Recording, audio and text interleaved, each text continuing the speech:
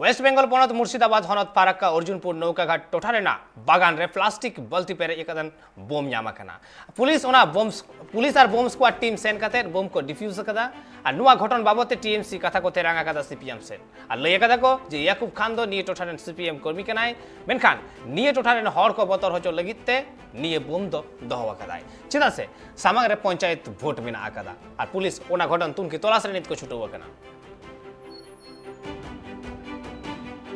এটা হয়তো সামনে পঞ্চায়েত ভোট আসছে, পঞ্চায়েত ভোট হয়তো অশান্তি সৃষ্টি করবে মানুষকে ধমকি দিয়ে একটা আতঙ্ক তৈরি করে দিবে মানুষের মধ্যে। কার জমিতে পাওয়া গেছে বোমগুলো?